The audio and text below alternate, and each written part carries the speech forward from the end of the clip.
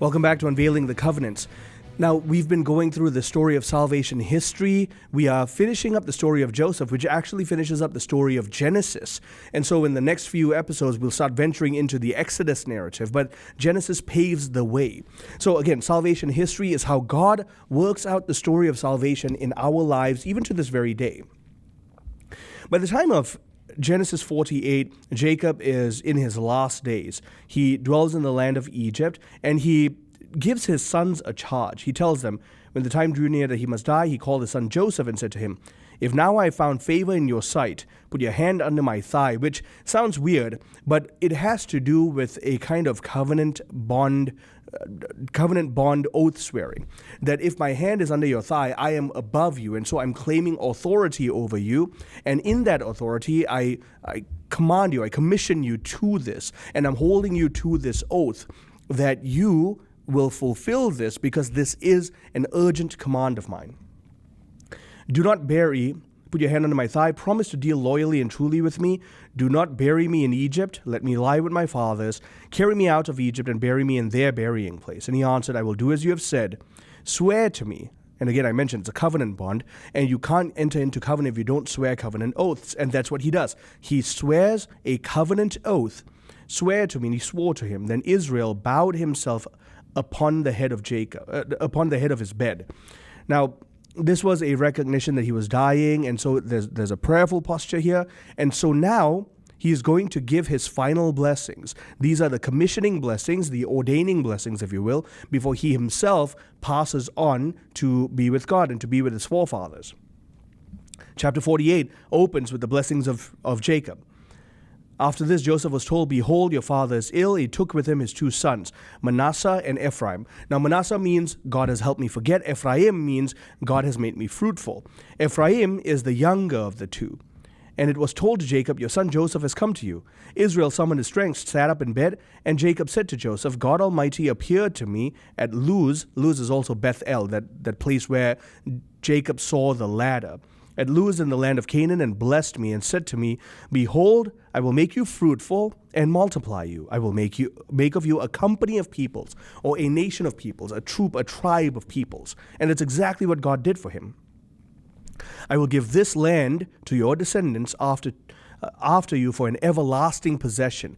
Now, this is, yes, a divine promise, but because of that, Jacob made a legal claim upon the land, just as Isaac did before him, just as Abraham did before him. And that's why to this day one can make the reasonable argument that because it's an everlasting covenant, legally, even if you don't talk about the divine stipulation, legally, that land still possesses the same blood right oath and claim of the descendants of Jacob. And so Israelite people descended of Israel, to this day, hold a legal claim over that land. Now, that's tangential. I want to go deeper into this. "And now your two sons who were born to you in the land of Egypt, before I came to you in Egypt, are mine." Now, this language is bizarre until you realize what Jacob is doing is he's covenantally adopting Ephraim and Manasseh to take over some of the promises of some of his other sons.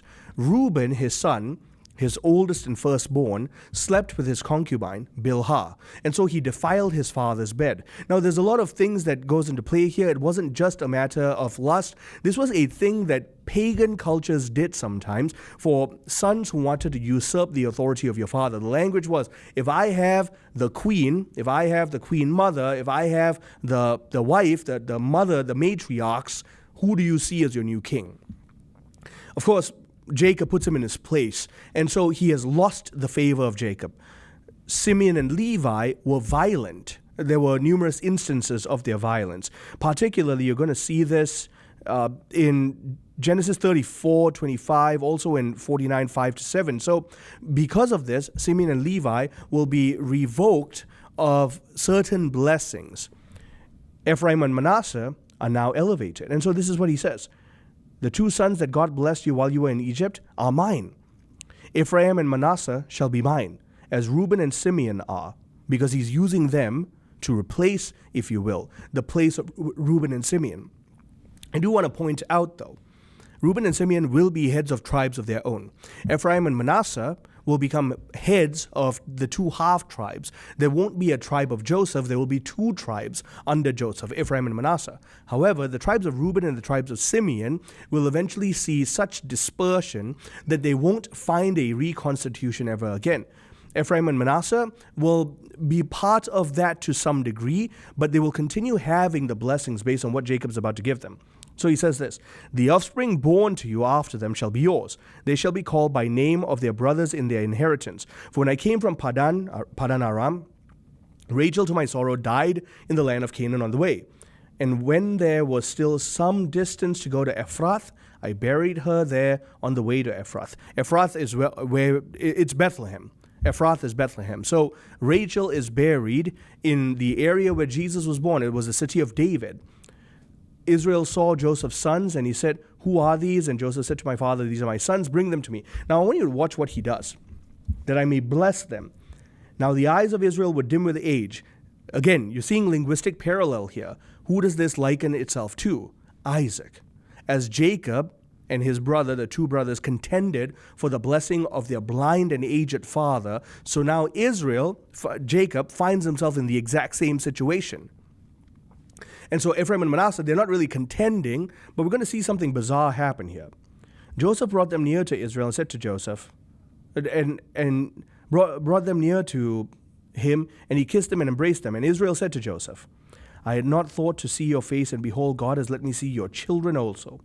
Joseph removed them from his knee, and he bowed himself with his face to the earth. And Joseph took them both, Ephraim in his right toward Israel's left hand, and Manasseh in his left hand towards Israel's right hand. The reason why is the right hand was seen as a kind of conduit of the blessing for the firstborn son, and the left hand sort of the lesser blessing, if you will. It would go to the secondborn, thirdborn. Look at this, though. Israel stretched out. This is literally what he did. If you're watching this on video, Joseph brought Manasseh here to the right hand and Ephraim here to the left hand. And then what Jacob does, what Israel does, is he swaps his hands over the heads of the boys. So Israel stretched out his right hand and laid it upon the head of Ephraim, who was the younger, and his left hand upon the head of Manasseh, crossing his hands. Manasseh was the firstborn. And he blessed Joseph and said, now mind you, it should say he blessed Ephraim and Manasseh, but this blessing was owed to Joseph, but because of the favor Jacob has for Joseph, but also the recognition of the favor God has for Joseph, Jacob is now going to bless his sons and adopt Ephraim and Manasseh as his own. So that the blessing that was owed to Joseph is now going to Joseph's sons as a kind of propagation of the covenant blessing because of Joseph's fidelity to God. That God has elevated him as the savior of Israel. So now Jacob wants to be a conduit of the propagation of that blessing upon the life of Joseph and upon the lineage of Joseph. And this is the blessing. The God before whom my fathers Abraham and Isaac walked. The God who has led me all my life to this day, who has now become his God. The angel who has redeemed me from all evil, bless the lads. And in them, let my name be perpetuated. Let Israel be perpetuated. And true enough, the two half-tribes of Ephraim and Manasseh will be two half-tribes of the nation of Israel. Let my name be perpetuated in the name of my fathers, Abraham and Isaac, and let them grow into a multitude in the midst of the earth. Now look at what Joseph's response is. When Joseph saw his father cross his hands, essentially, it displeased him. He took his father's hand and he tried to swap it back. And Joseph said to his father, not so, my father. But his father refused. And he said, I know, my son, I know. He also shall become a people. He also shall be great. Nevertheless, his younger brother shall be greater than he, and his descendants shall become a multitude of nations. And so he blessed them that day. And before we go into a deeper part of the blessing, I want to talk very briefly about what's going to happen. Because like I mentioned, Reuben and Simeon have robbed themselves of the blessings that was owed to them. They've robbed themselves of the favor of their father. And so Ephraim and Manasseh are now receiving a kind of favor that was not owed to them in this particular way. So Ephraim is favored over Manasseh, and he becomes the firstborn, if you will, among the two. And so let's take a look at the blessing now. So he blessed them that day, saying, by you Israel will pronounce its blessings, saying, God make you as Ephraim and as Manasseh. And thus he put Ephraim before Manasseh. And God said to Joseph, Behold, I am about to die, but God will be with you, and I will bring you again to the land of your fathers. Moreover, I have given to you, rather than to your brothers, one mountain slope, which I took from the hand of the Amorites with my sword and with my bow. As I've mentioned, by this time, Jacob is more than a wandering farmer. He's the head of a tribe, and therefore he has military might under his care. And so he was making military victories left, right, and center. And that hill country was given to Joseph. And so Ephraim and Manasseh's land, as they delineate Israel, actually go to that area. That mountain slope is called Shechem. And that mountain slope, it's at the foot of Mount Gerizim, Shechem. And it's that mountain slope that will be the delineation of the tribes of Ephraim and Manasseh.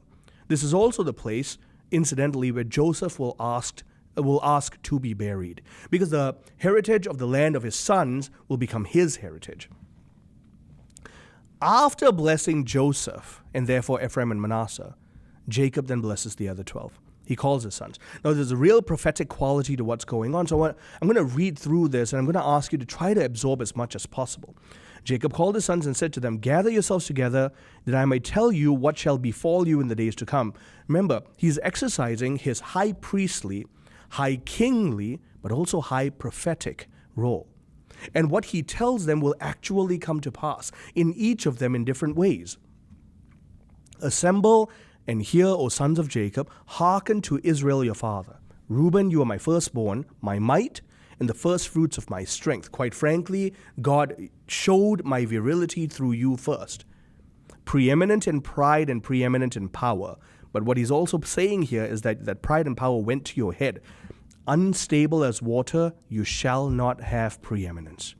Because you went up to your father's bed, then you defiled it. You went up to my couch. That violation will make it so that the tribe of Reuben will essentially be nondescript and eventually get dispersed. Simeon and Levi are brothers. They are blood brothers. Weapons of violence are their swords, because as I've mentioned before, there are instances in the book of Genesis where they slaughtered before reason took hold, and this will count against them. O my soul, come not into their counsel. And true enough, neither the tribe of Simeon nor Levi will hold leadership. Now, there will be a short amount of time where the Levites will hold leadership, and this is after the ousting of the Greek Empire before the rise of the Roman Empire. So this is, and when we talk salvation history, I'll share this a little more, but at the collapse of the Macedonian Empire, the Alexandrian Empire, Antiochus IV, eventually it would be the Seleucid Empire that takes over that region of Israel. And the last of their kings will be Antiochus IV Epiphanes. He was insane, to say the least. The Levites, led by Judas Maccabeus, would lead the revolt and win, and for a while there will be a Levite ruling Israel. But this was not God's intended plan. And so even then, the Levites will fall, the Romans will take charge, and the Levites will go back to not having a land of their own because the Lord will be their portion. But secondly, work in the temple, which we'll talk about in a later episode. O my soul, come not into their counsel. O my spirit, be not joined to their company, for in their anger they slay men. In their wantonness they hamstring oxen. Cursed be their anger, for it is fierce, and their wrath, for it is cruel. I will divide them in Jacob. And true enough, Levi will not have a portion of land for themselves. The children of Levi will actually disperse amongst different tribes and have their occupation amongst them and scatter them in Israel. And that's exactly what's going to happen. The tribe of Simeon will eventually divide itself as well. It will dissolve into different cities, especially within the territory of Judah. The tribe of Simeon, essentially, the Simeonites, will yield themselves to the leadership of Judah, particularly. And the Levites, as I mentioned, will be dispersed. So now we come to Judah. Judah, your brothers shall praise you. Remember that whole episode where I just dove into the deep reality of Judah acting like a kind of redeeming, atoning Messiah, a redeeming, atoning messianic figure that prefigures his eventual successor, Christ? Well, Jacob, Israel, recognizes this. And so he's blessing his son Judah, and he says this. You would think that this particular blessing should go to Joseph, but Jacob is a man of God. He's a prophet, he's a priest, he's a king. And so he recognizes in the anointing of the Spirit what God is going to do in the person of Judah. Judah, your brothers shall praise you. Your hand shall be on the neck of your enemies. Now, as I'm reading this, there are a few figures I want you to keep in mind. Firstly, think of Judah as he stands in the gap, atoning for the life of Benjamin. Where he failed with the life of Joseph, he rose up and laid down his life for the life of Benjamin. So think of Judah. But also secondarily, I want you to think of David and then Solomon, and how each of them reigned 40 years. And during the later part of David's reign, and especially Solomon's entire reign, there were peace on the borders because nobody dared challenge the military might of Israel at that time. Those were the golden years of the monarchy, golden years of the Israelite kingdom. Finally, I want you to jump all the way ahead and think about Christ, and think about how Christ, heir to the Davidic throne, now sits upon a throne that can never be conquered, because he has already defeated all the enemies on his side. None of them have any power over him, nor will they ever again. Judah, your brother shall praise you, your hand shall be on the neck of your enemies, because evil itself has been defeated by the tribe of Judah. Your father's sons shall bow down to you. Again, we saw this with David, with Solomon, and with Christ. We see it with Christ to this day.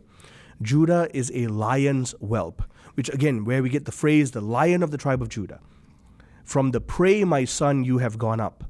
He stooped down, he lurked as a lion and as a lioness. Who dares rouse him up? The scepter shall not depart from Judah, nor the ruler's staff from between his feet. Now, this language seems weird, but it was commonplace at the time for when, especially when a king was acting in the position of his leadership, he would sit and he would hold his staff before him, as the staff became a physical sign of his ruling kingship. And again, think of David, think of Solomon, think of Christ. Just think of the material, spiritual kingship of David and Solomon. Think of the eschatological, heavenly kingship of Christ.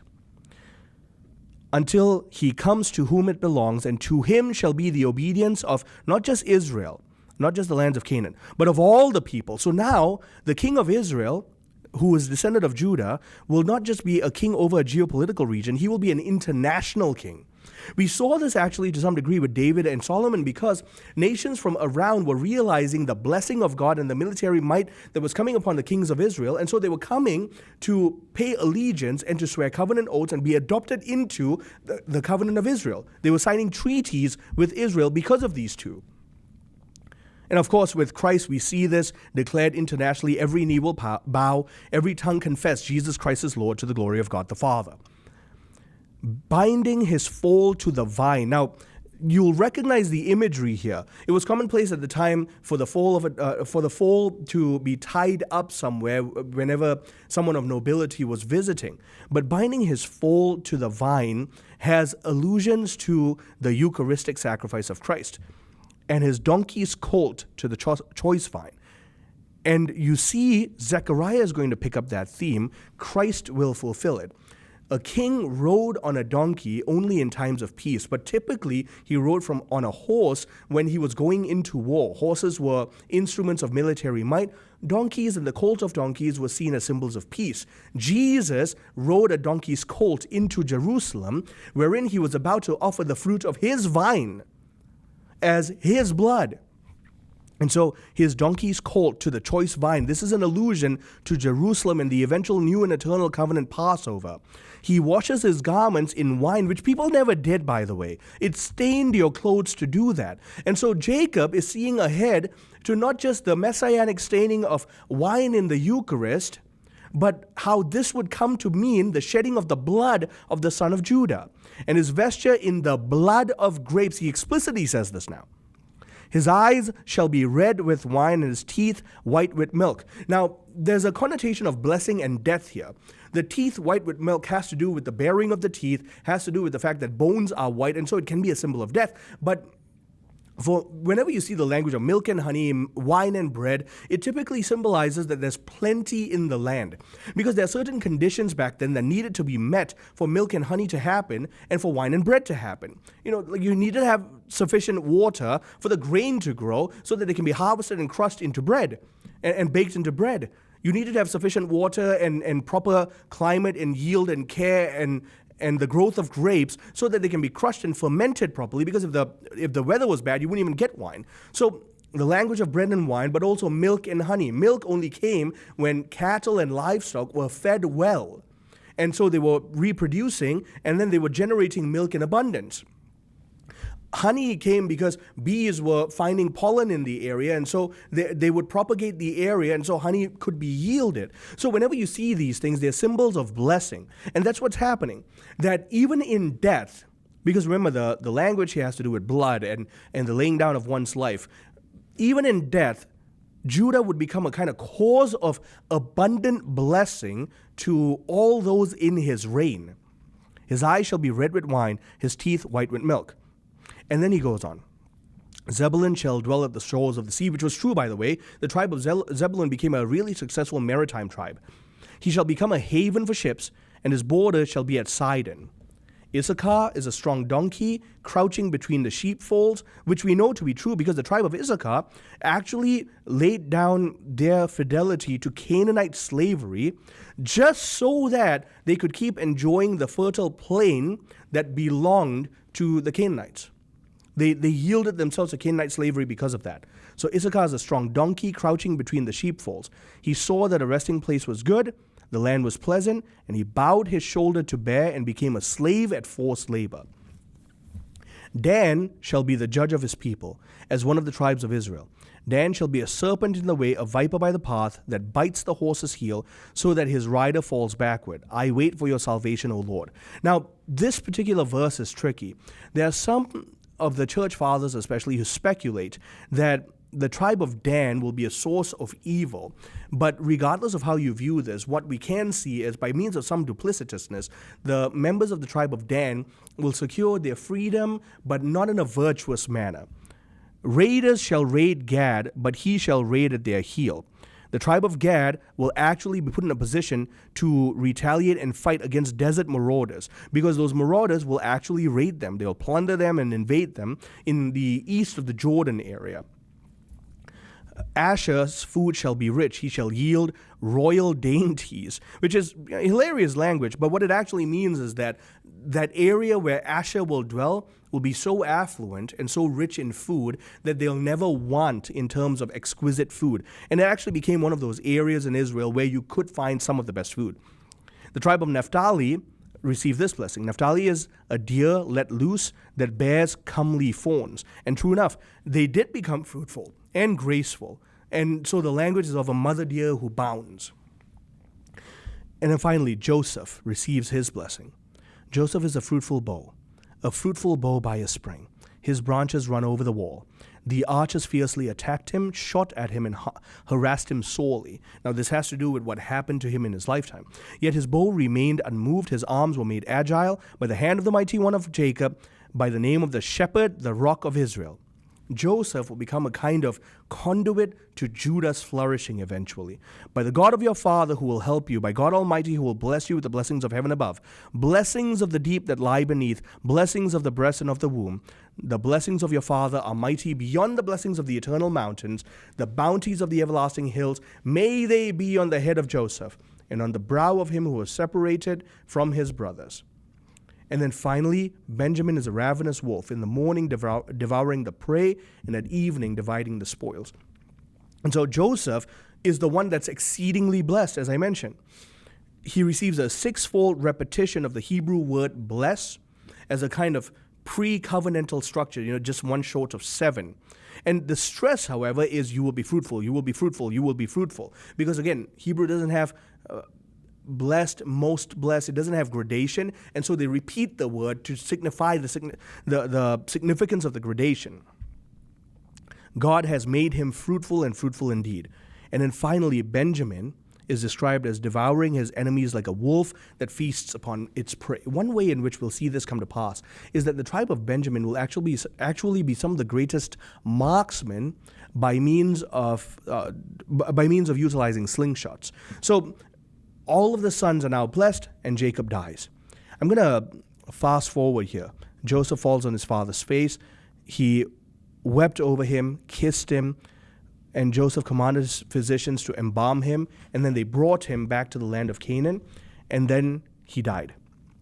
But when Joseph's brothers saw that their father was dead, they said they were afraid that Joseph would do harm to them. And so what does he do? He promises them, he weeps and he promises them that no harm will befall them. And his brothers came and fell down before him. Once more, a fulfillment of the dreams that God had shown Joseph before, that now he is truly cause of the salvation of Israel. The kingship will go to Judah, but the blessings are still for now Joseph's. And the children of Joseph will enjoy of those blessings. And Joseph is selfless with those blessings. He disperses them for the sake of the brothers. And he says this, "Do not fear, I will provide for you and your little ones." And he reassured them and comforted them. And then Joseph died. Now, the scriptures here say Joseph died being 110 years old. That number is a symbol of Egyptian perfection. And so Egyptian records, whenever you see the number 110, you're seeing the fullness of years, the perfection of time. All of this is to say that now we have rounded off this great narrative. God took Adam and eventually through a son named Seth, gave him a descendant named Noah, through a son named Shem, eventually passed on the priesthood to Abraham, in the figure of Shem being Melchizedek. Abraham then has Isaac and passes on this covenant mediatorship. Isaac passes it to Jacob, whose name becomes Israel. And now Israel, Jacob, has blessed his 12 sons. The promise that God gave to the first man, then eventually the second Adam, Noah, but eventually, even greater than that, the wandering Aramaean who said yes to God. And so all the blessings that will come forth to Israel as a result of the wondrous fidelity of Israel to God in the person of Jacob, and now through the 12 sons. This paves the way for us to understand this. They're now dwelling in the land of Egypt. They are blessed. They are relatively free in the land of Goshen, in Egypt. But this paves the historical milieu of the narrative when we come to the Exodus story. Thank you very much for joining us. I'm Marcus Peter.